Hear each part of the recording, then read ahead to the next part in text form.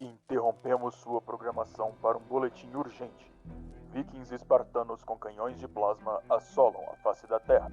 E com esse cataclisma, parece que o único local seguro é o Bibliobunker.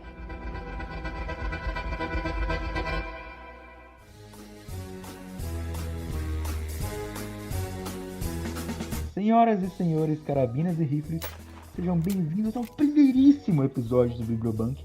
Eu sou o Sanzio e estou aqui com o meu amigo. Eu sou o Morsa, e nada mais apropriado ao primeiro episódio do Bibliobunker do que a Primeira Guerra Mundial. Esse episódio também contou com a presença genial do nosso amigo, Talvez não tão genial assim.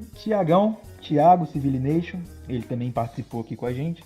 Mas, Morsa, é importante a gente ressaltar que o Bibliobunker, apesar das temáticas dele ser majoritariamente história e curiosidades históricas, a gente não deve ser levado para fins didáticos. Afinal de contas, o nosso objetivo aqui é mais diversão e entretenimento. Sejamos francos, né? Ninguém aqui tem a capacidade de ensinar bosta nenhuma pra ninguém, né? Exatamente, a gente não tem esse currículo, a gente não tem essa capacidade. E é um trabalho árduo, né? É um trabalho para poucos, ser um educador, ser um docente. É importante ressaltar também, Sanzio, nossas postagens elas serão quinzenais, correto? Semana sim, semana não. É um episódio novo. Quem sabe, assim, se pá, deu tempo livre, a gente consegue soltar um episódio bônus de semana ali, alguma coisa do gênero. Mas, ao princípio, o intuito é ser quinzenal. Se acontecer algum atraso, a gente informará as pessoas por meio do nosso Instagram. @bibliobunker.podcast. Caralho, tio, abaixa! Calma, cara, é só pipoca, tá doido? No mais, fiquem confortáveis na nossa máquina do tempo, sintam-se à vontade no Bibliobunker e bora pra guerra.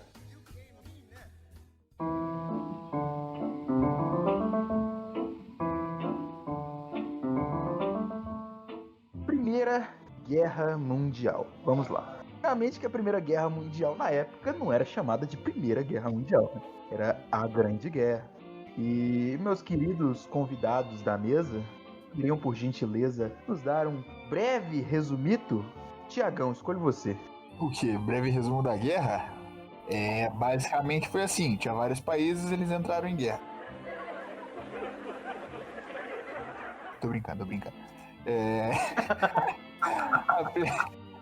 A Primeira Guerra Mundial, ou Grande Guerra, foi uma guerra que aconteceu desde o ano de 1914 até o ano de 1918, mas começou teoricamente muito antes, em relação à expansão territorial da Europa em cima da África e da Oceania. Os principais países envolvidos nessa expansão, se eu não me engano, me corrijam se eu estiver errado, foi a Inglaterra, a França, a Alemanha, os grandes países da Europa, basicamente, na época. Portugal nem tanto, porque Portugal não era tão grande assim. Porque Portugal é Portugal, né, cara? Ninguém liga pra Portugal, essa é a verdade. Você toma cuidado que os portugueses Eles podem tacar bolinho de bacalhau. Eles podem tacar bolinho de bacalhau. Isso é verdade. Você vai descobrir ao longo desse programa que portugueses podem surpreender. Mas uma coisa interessante, que essa Primeira Guerra, ela foi basicamente uma briga de família, né, cara? Os três líderes que estavam ali na frente da guerra, o Kaiser Guilherme, o Rei George e o Czar Nicolau, eles eram primos. Tipo, o Kaiser e o George eram primos que eram netos da Rainha Vitória. E o Nicolau e o Guilherme, o Kaiser Guilherme, eles eram ao mesmo tempo primos em segundo e terceiro grau. Por causa de casamento de família, enfim. Os caras eram muito próximos, mas tão próximos que o Czar Nicolau e o Rei George, eles eram chamados de primos gêmeos, porque eles eram muito parecidos. Nossa, eu fiquei imaginando a reunião de família deles.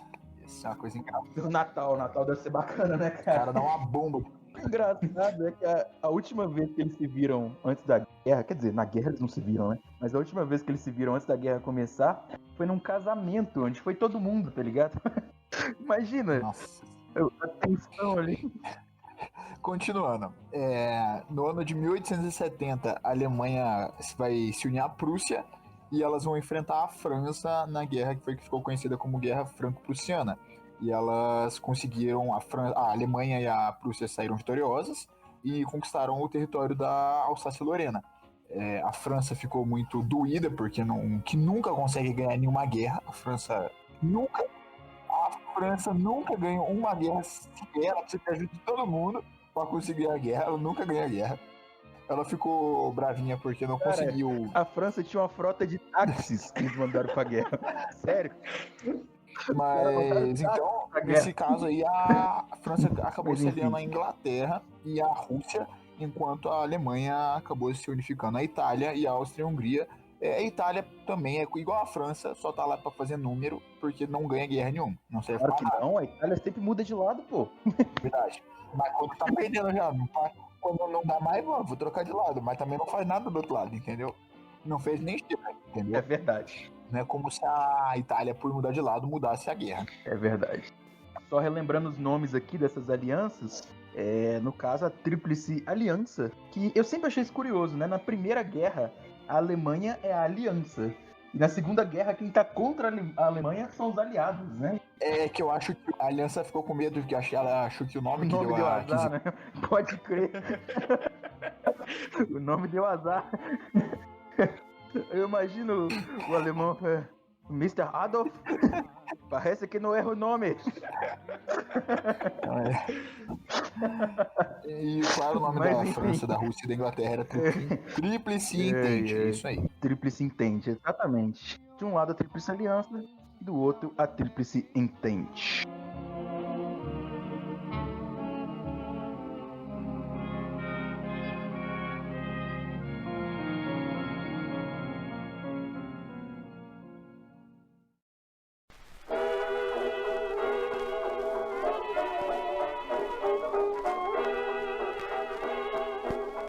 Nossa, Tiagão, é importante a gente ressaltar qual foi o estopim dessa coisa, né? Tudo tem um estopim. O bagulho era um barril de pólvora, mas sempre vai ter um moleque gordo que vai tacar fogo no barril de pólvora, né? Sempre vai ter o macaco com a dinamite. E o que aconteceu? A região dos Balcãs, desde sempre, acho que talvez desde a pré-história, é sempre uma região super conturbada. Os caras ali sempre estão no conflito. O príncipe Francisco Ferdinand, ele que era nem um pouco popular ali nos Balcãs, ele teve a brilhante ideia de fazer um comício lá, né? Por que não? E ele chegou, tinha um grupo conhecido como a Mão Negra, que era um grupo terrorista que era completamente contra ele. O que o grupo terrorista faz? O líder chegou lá, então vamos fazer o que vamos fazer, né? Vem uma coisa engraçada sobre esse assassinato, se é que tem alguma coisa engraçada em assassinatos. Primeiro que existem várias teorias de que o Francisco Ferdinand foi mandado pra morrer mesmo, sabe? Ninguém na própria Áustria-Hungria tava muito importando com ele. Aquele primo lá que fala, vai lá. Vai lá, maluco, vai lá. Vai. Faz uma coisa lá pra mim, entra no território inimigo e dá uma passeada de carro, só pra eu testar um negócio. E coisa que reforça essa teoria é que o principal líder político da Áustria-Hungria, que era uma potência europeia na época, estava na cidade e a cidade inteira tinha aproximadamente 30 policiais defendendo ele. Né? Tá. Galera aí. Mas pra você ver que essa galera aí já eram contra a aglomeração, contra a Covid, o grupo Mão Negra foram 8 pessoas pra tentar matar ele. E aí tinha essas 8 pessoas pra matar ele. Entre eles, o rebelde Gavin Prince. Veja aí você que foi o assassino do Francisco Ferdinand. Cara, ele passou no comício que ele tava fazendo. Fontes dizem que tinha uns 12 policiais. É meio controverso, alguns falam uns 12, 15. E a galera fez o ataque com uma bomba. Mas adivinha só que legal, erraram o carro do Francisco Ferdinand, né? Tiraram aquele 1 no dado e não acertaram a bomba. Nisso. A pessoa só tinha uma tarefa, acertar a bomba. Fácil, acertar uma bomba, mais nada. E por que foi 8 caras, né? Deixar só um. Era uma bomba. Era só pra todo mundo confirmar que era o carro certo. É ali mesmo? É ali mesmo. 8 pessoas conseguiram errar o carro. Não tinha um céu pra falar, gente, não é o carro. Você acha mesmo que o cara ia estar no último lugar da caiada? Eu não quero assim botar minha mão no fogo, mas eu acho que não é, hein? Eu acho. Mas enfim, os caras erraram o carro. Acontece, né? Às vezes erros acontecem, falhas acontecem.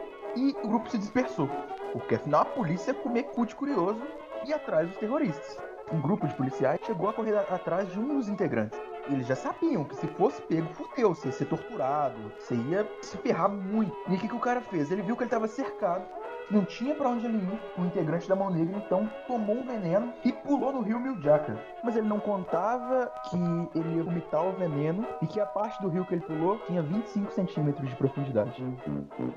Pessoal inteligente também. Ele erra a bomba, não consegue se matar. Você pode ver que é tudo extremamente planejado, friamente calculado já, né? Porque ele já tem rota de fuga, tudo planejado. Os caras como pra fazer um veneno com gosto de bala, sei lá, né? Veneno sabor babalu. E se a pessoa que tem que se matar, por que tem que ser ruim o bagulho? Vamos matar, mas pelo menos assim um gosto bom, dá gosto. Tá vendo nas lojas a partir da próxima segunda-feira. Veneno sabor churrasco. Ah, pô, veneno de rato, tem gosto de quê? Deve ter um gosto muito ruim, porque rato não come. Tem que colocar queijo pro rato comer, faz um negócio com gosto de queijo. Quero ver se eu mato todos os ratos. Faz sentido. Mas então, nisso, os caras se reuniram num bar, num pub, pra falar, porra, mano, Jorge pulou no Rio Raso, porra, deu ruim. Enfim. Opa, caralho. Cara, pode crer, né? Pra caralho. Os caras estavam bebendo, porque deu tudo errado, né? Eu não sei qual que era. Eu sei que eles estavam no pub.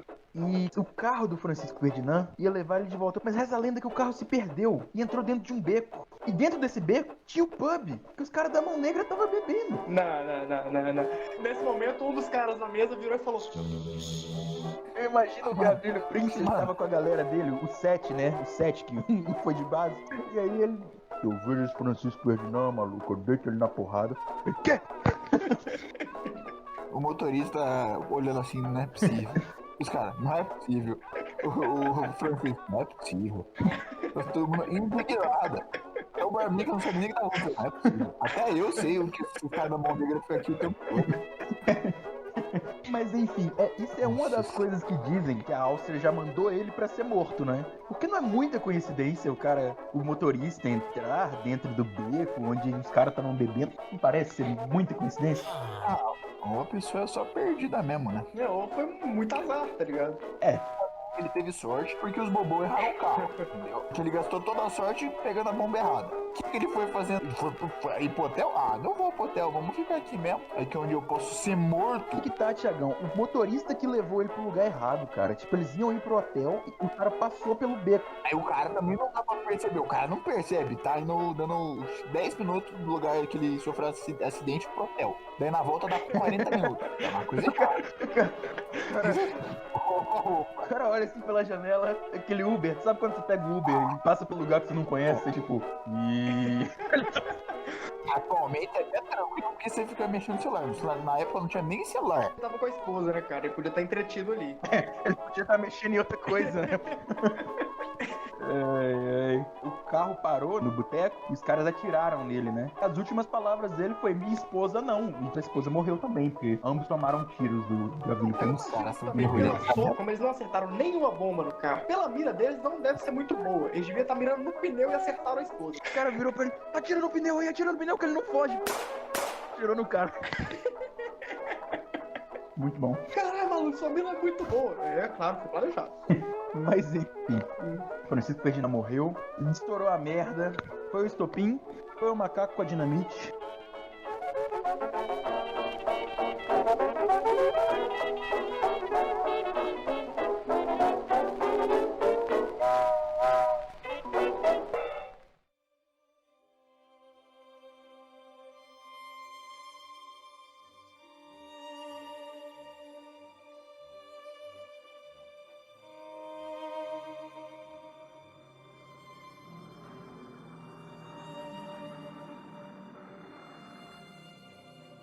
Ô, Santos, mas e essa tal de Batalha das Trincheiras? Ela foi importante pra Primeira Guerra, não foi? A Primeira Guerra ela é muito associada com a trincheira, né? Foi algo que aconteceu bastante e foi evoluindo ao longo do tempo. A gente pensa, geralmente, que é só aquele buraco no chão, mas a coisa foi tomando uma proporção, tipo, absurda ao passar do tempo. Ela começou com um buraco no chão, né? E depois ela foi evoluindo pra ter um conforto mínimo pra o cara conseguir ficar ali. Porque ele passava meses, às vezes, na mesma trincheira sem poder sair. Se ele saísse, ele tomava um tiro e morria. Por mais que pareça desumano confinar uma pessoa e deixar ela lá por muitos meses, a taxa de sobrevivência aumentava muito, né? Os mortos por coronavírus no nosso país somam 50.058, segundo o consórcio de veículos de imprensa. Dos 10 soldados que estavam na trincheira, 9 sobreviviam. Esse modelo de trincheira, ele foi evoluindo tanto. No final, tudo já tinha um modelo, né? Era ali a terra de ninguém, com arame, aquelas barras de ferro. Aí tinha a linha de frente. Primeira linha sempre ia ser linha de frente, mas a primeira e podia ser a segunda também, que era geralmente quem ia estar em contato direto ali, em guerra constante. A chamada segunda linha de trincheira, que é mais ou menos onde fica o banco de reservas, né? Onde ficam os soldados ali à espera para trocar com o pessoal da primeira linha. Entre as trincheiras tinha buracos específicos, a comunicação de trincheiras, e em cima ficava a artilharia. A terceira linha ficava a galera mais atrás, junto com a logística, os médicos, o estábulo e muitas outras coisas ali. A trincheira, ela acabou virando algo muito complexo. Existe um museu, o Museu da Guerra, se não me engano ele fica em Londres, e ele tem uma réplica exata de uma trincheira. Mesmo cheiro, reza a lenda que ela é exatamente super fiel a uma trincheira. Se bem que não é tão difícil ser muito fiel à trincheira, né? Só cavar um buraco e colocar uma pessoa, um bando de gente lá dentro, trincheira. Não, mas aí eu imagino que ele seja uma réplica da trincheira já um pouco evoluída, tá ligado? A trincheira já...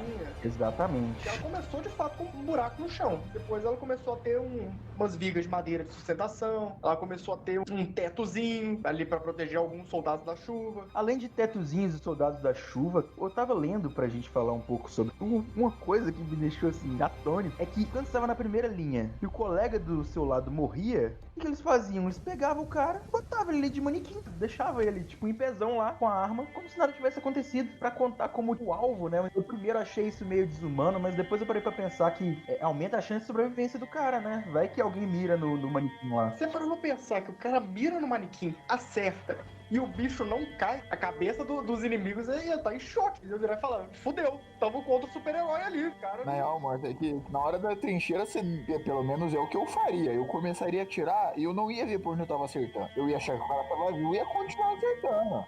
Porque pra você ter a capacidade de estar no meio de uma guerra, escutando uns tiros, um morteiro caindo do seu lado assim, a pessoa do seu lado leva um tiro na cabeça, a cabeça explode do seu lado, fica mirando, você começa a mirar, respira e começa a mirar no inimigo e atira. Não, eu ia começar a meter o dedo no gatilho. Só nesses meus 20 tiros aleatórios eu matei uma pessoa no mim. Deixa eu te explicar um negócio. Tinha alguns locais da trincheira que eram basicamente terra por baixo ali, fazendo morrinho, uma janelinha de nada pra basicamente passar o cano da sua arma e ela fechava de novo em cima, que era justamente pra alguns pontos estratégicos da guerra você ter calma pra mirar e atirar. Se o cara consegue acertar naquela janelinha, ele mereceu um kill. O cara foi muito bom. Ou é uma pessoa atirando aleatoriamente e acertou a janelinha na cagada. Isso ia ser eu. A galera começou a morria bastante, né? Não tinha onde enterrar, começa a vir rato, a comida, a galera vai pegar o marmitão ali e deixa resto. E veio uma noite, conhecida como noite da caçada. Foi o dia que os caras tiraram a noite pra caçar rato, porque tava insuportável já, ninguém aguentava mais. Insuportável, delícia. Pensa aí, ó, 27 ratos dá pra 27, no mínimo 27 pessoas comerem. Justo. Inclusive, sabia que jogar arroz nos casamentos, que é um costume padrão, tipo, ok, já acontece muito. Mas na Inglaterra foi proibido, porque eles falavam que é desperdício, é desrespeito com os soldados britânicos que estavam passando fome. Então eles não jogavam mais arroz. Mas tá certo. Que loucura, Errado cara. eles não Mas estão, correto, né, errado pô? eles não estão. Sim.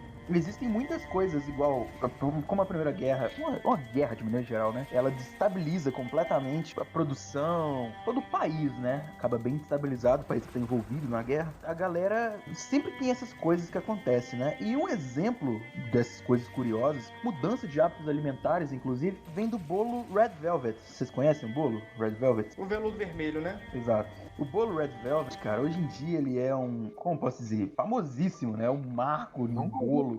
Caralho, o bolo veludo vermelho, foda, não sei o quê. Mas a história dele é mais ou menos porque na guerra a galera comia muito um bolo que era chamado Devil Chocolate Cake, o bolo do diabo. A galera pedia muito o Devil Chocolate Cake. Acontece que não tinha mais chocolate, não tinha quem produzisse chocolate, não tinha mais cacau, não tinha mais nada, não dava pra fazer. O que dava pra plantar, pra mandar pra guerra, porque na guerra era rápido, era beterraba. Começaram a inventar receitas como se fosse o Devil Chocolate Cake, mas de beterraba. E assim nasceu Red Velvet. povo começa a fazer invenção. Bolo de beterraba. Uma coisa que nasceu de uma adaptação, acabou ficando mais famoso que o original. Nem hoje faz sentido fazer bolo de beterraba. Faz sentido. Que coisa. Coloca agora no Não, Google. tudo Red bem. Velvet. Pode Red ser o Velvet. bolo mais incrível do Desafio mundo. você Pode ser não o bolo ficar com mais fome. incrível do É. mundo. Igual a pessoa que teve a genial ideia de fazer macarrão de chuchu. Não faz sentido.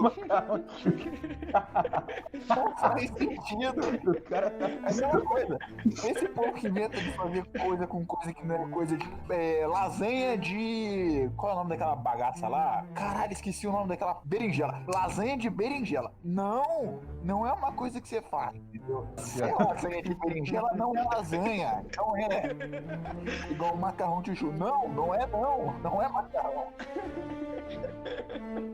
Mas olha aí, Thiago. Tá, é um bolo vermelho. Não sei se é bom, é vermelho. Mas não é bonito? Tá bonito, é muito fácil ser uma coisa bonita. Não é bonito. Não é porque é bonito que é bom. Posso fazer um bolo de terra maravilhoso.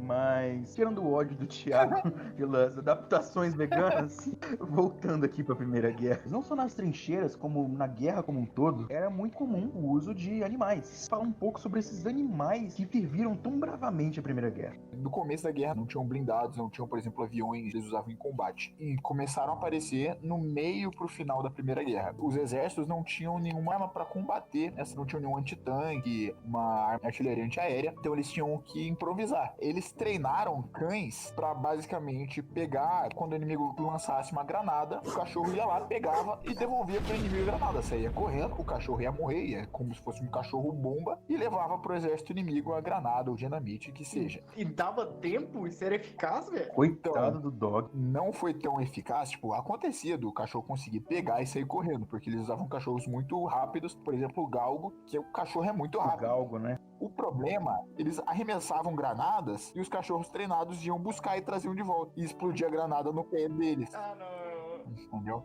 Então aconteceu que, nossa, eles usaram por pouco tempo porque os cachorros acabavam matando o próprio exército. A título de curiosidade, um galgo inglês consegue pegar 72 km por hora. O cachorro é muito rápido. Ele é muito rápido. Nossa. Ele é um cachorro feito pra corrida. Ele é bem magrelo, bem aerodinâmico, sabe? É um bicho feito pra correr. Mas eles pararam rapidamente de usar cachorros na guerra, nesse sentido, por causa disso. Outra coisa que eles usavam era cachorros para trocar informação. Eles pegavam um cachorro na linha de frente, mandavam pra linha de trás, pro pessoal que tava cuidando da informação, e ficavam fazendo essa troca de informações. Primeiro porque um cachorro correndo não é a coisa mais fácil de se acertar. Você não acerta um cachorro. Você mira no cachorro e fala, não. Não, você tá matando soldado inimigo? Beleza. Se você tá matando cachorro, você é um monstro, velho. Você é um merda, exato. Tem aquela frase famosa, na guerra morre um gay, morre um cristão, morre um que gosta de macarrão. Mas não morrem cachorros, por favor. Mas depois que eles viram que deu muito errado fazer os cachorros buscarem e trazerem granadas e dinamite, estavam usando os cachorros para troca de informações. Primeiro porque os animais eram bem rápidos. Segundo que era difícil de se acertar, de matar o animal e pegar a informação.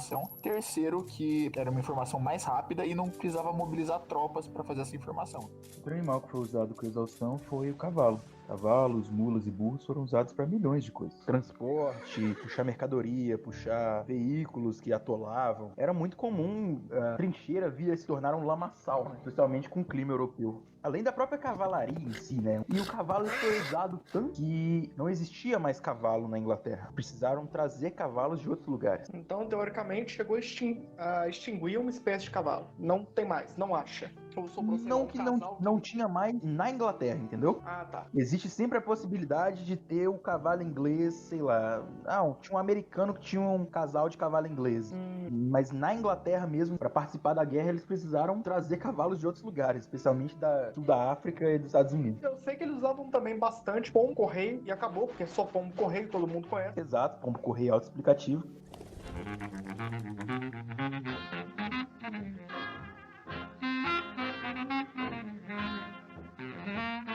E se eu disser pra vocês que dentro de cães, pombos e cavalos existe um animal um tanto quanto exótico? Um belo dia, um homem chamado Albert Marr, um sul-africano, decidiu que ele ia se alistar voluntariamente na guerra. Tá rolando a guerra lá, deixa eu ir pra lá de graça. Vai que tava ruim pra ele, né? As pessoas têm muitos motivos pra entrar na guerra. Vai que tava pior pra ele. Mas enfim, Albert Marr foi lá, se alistou, e daí ele pediu pros oficiais, no momento do alistamento, se ele poderia levar o mascote dele com ele na guerra. Os oficiais aceitaram. E pasmem, um babuíno foi levado pra guerra. É que os oficiais não tinham mais o que fazer, né? Não, ele falou, não, eu posso levar meu mascote? Um babuíno. Pode. Por quê? Eu imagino que ele nem falou qual que era o mascote. Ah, posso levar o mascote? Pode.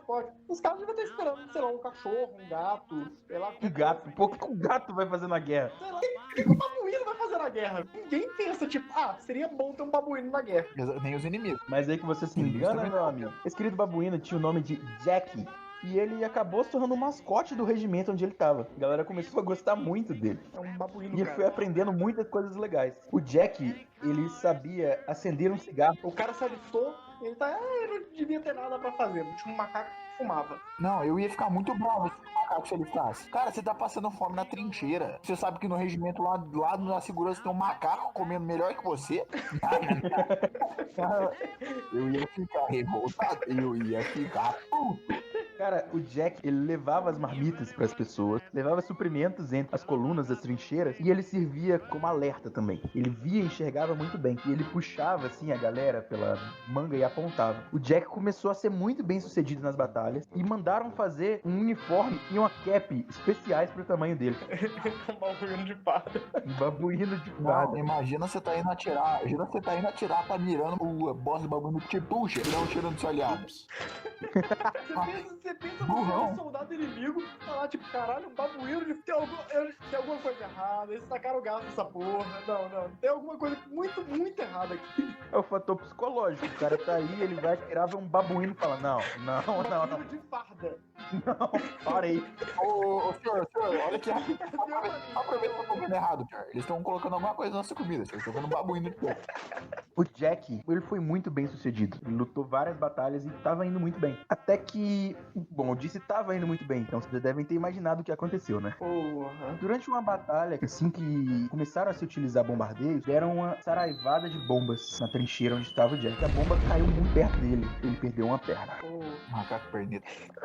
Perdendo a perna, o Jack e o seu dono Albert Marr pegaram baixa do serviço e o Jack virou o garoto propaganda do exército na Inglaterra. Imagina se o dono dele não fosse junto. Nossa, eu vou embora com o meu macaco. Não vai não? Você vai pra guerra? Não foi voluntário? O macaco, não foi você? Você tem as pernas, vai. O Jack foi condecorado como cabo. Então, o Jack tem mais patente que todos nós três aqui e que provavelmente 90% das pessoas que estão ouvindo o podcast. Não, cara, se eu fosse um soldado, matei 29 milhões de caras lá na guerra. Se um macaco virasse caminhão, não? Você imaginou que alguém em algum momento vai ter que prestar continência pro macaco? Um tanto quanto... Mas isso não é a pior parte de todas, meu amigo. O Jack recebia uma pensão pelos serviços prestados à guerra, mas isso é justo, porque ele perdeu uma perna, é justo. O que ele vai fazer com o dinheiro? O que ele vai fazer com o dinheiro? Comprar cigarro. Sei lá, comprar cigarro. Não, cara, é um macaco, não precisa de cigarro não precisa de nada. Mas só não tenho com que gastar dinheiro, entendeu? Vamos dar pensão pro macaco. Ih, caralho, o soldado Jack aqui, ó. O cara foi ferido, vamos mandar pensão lá pra ele. Galera, tá ligado? O cara nem sabia que era macaco. O cara nem sabia que era um macaco, possivelmente. Todos esses fatos são atestados pelo livro do Jack, o The Baboon Who Fight the World War I. Tem um livro. O macaco tem um livro. Não sei se foi ele que escreveu. Possivelmente não. Mas ele tem um livro. Mas o fim da história de Jack, meus amigos, se dá quando ele volta pra África do Sul. Se a guerra já causa transtorno psicológico em pessoas, imagine em animais. E durante uma chuva, o relâmpago assustou muito Jack. Ele já tava meio velhinho, teve um ataque do coração e foi dessa pra melhor. Um momento de silêncio ao Jack, um grande soldado.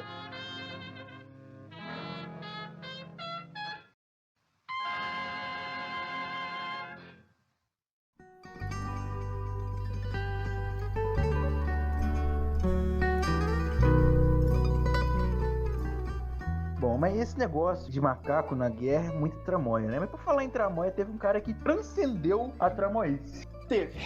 Teve uma das criaturas mais argilosas que eu li sobre. O Zé Curubu, versão humana. vai ser a minha melhor vigaria. Exato, um soldado português. O nome dele era Hannibal Augusto Milhães. Já tem nome de psicopata já. A façanha dele, mais ou menos assim, ele tava na guerra sozinho e ele conseguiu derrotar um pelotão de soldados alemães. Roubou o ouro dele, certeza. Ele basicamente convenceu os alemães que eles estavam lutando contra um pelotão inteiro de portugueses e franceses. Esse tirou 20 no carisma, não tem como. Intimidação, certeza. O cara convenceu um pelotão, convenceu uma galera, falou: ó, vocês são 300 aí, Leônidas? Aqui tem 3.000. Ô, Leandro, você tem que parar de arrumar essas confusões. Não, imagina o cara. Vocês vão morrer. Ele sai correndo. Vocês vão morrer mesmo. Mano, ele ficava correndo de um lado pro outro. O cara chantageia que era oficial pra caralho. Aí eu morro. Ele vai fazendo vozinhas, né, Alon? Vou mudando. Imagina ele fazendo tudo isso com sotaque português, né? Vocês vão morrer mesmo.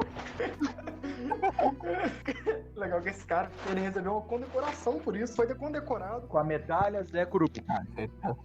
Não, esse cara contando história pros netos deve ser a coisa mais engraçada. Se eu fosse esse cara, eu ia andar com a condecoração no bolso. Alguém duvidou? Olha aqui, uma pá.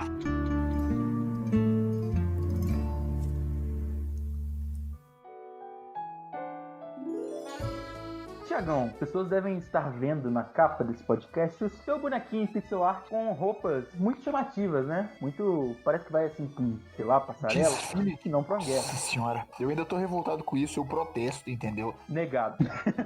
Só as coisas. Cheguei. Cheguei. E esse cheguei, ele era do exército francês, que foi pra guerra com belíssimas parte superior azul brilhante e a calça vermelha. Os caras não tem o que fazer da vida.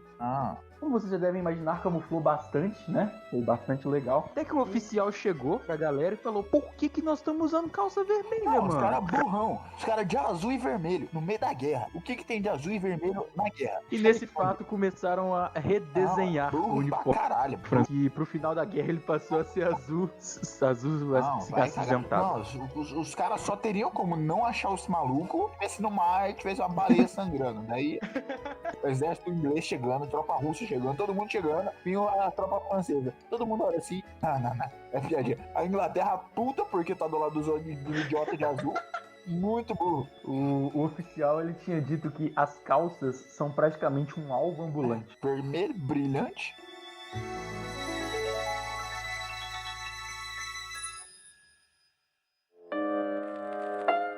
É isso. Obrigado por acompanhar a gente até aqui. Considerações finais, Morcito. Um adendo, né? O Sanjo falou no início, eu vou ressaltar agora. Nós não devemos ser usados como material de estudo. Nós estamos aqui só para entretenimento, diversão. Afinal, o nosso intuito aqui é mais despertar a curiosidade de vocês e entreter também. Vocês acham, sei lá, o tema um pouco mais leve, um pouco mais engraçado? Falando, não, que legal, vou pesquisar mais sobre isso. Caso você tenha sentido interesse em alguma coisa sobre a guerra, algum assunto que nós falamos, vai conversar com seu professor de história, vai conversar com alguém realmente capacitado a falar sobre isso, que você não vai se arrepender. E eu gostaria de relembrar também que a gente sabe que deixou muita coisa fora da Primeira Guerra. A gente deixou Barão Vermelho de lado, a gente deixou as histórias do cessar-fogo de lado, as tripas das vacas alemãs, que é uma história muito bacana, a tropa de táxis franceses que eu deixei no meio, algum dia pode voltar também, enfim.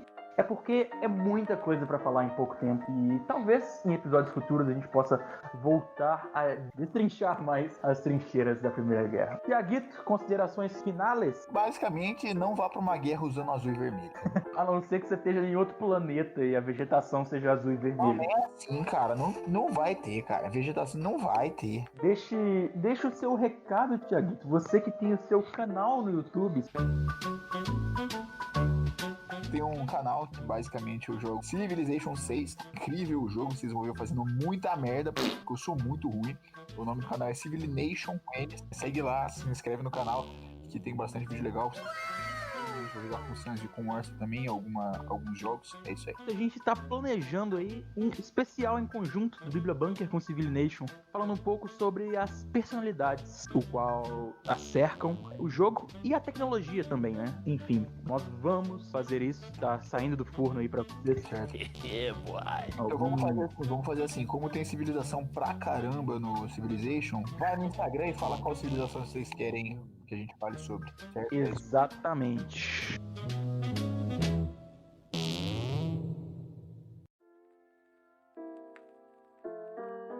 Morcito, por favor, reitere o que a pessoa precisa fazer quando ela ouviu o Bibliobunker e achou uma merda, ou achou muito legal, ou achou que faltou alguma coisa pra gente falar. Ele quer deixar um recado, ele quer deixar dúvidas, questionamentos, objeções, cartas de amor ou cartas de ódio. O que ele tem que fazer? Se tem alguma coisa para endereçar para nós, imagem, qualquer coisa, pode mandar para o nosso e-mail, bibliobunker.podcast@gmail.com, e segue a gente no Instagram, bibliobunker.podcast. Nossa, Thiago, gostaria de relembrar vocês e relembrar o público, aliás, contar para o público da promoção especial do primeiro episódio do Bibliobunker.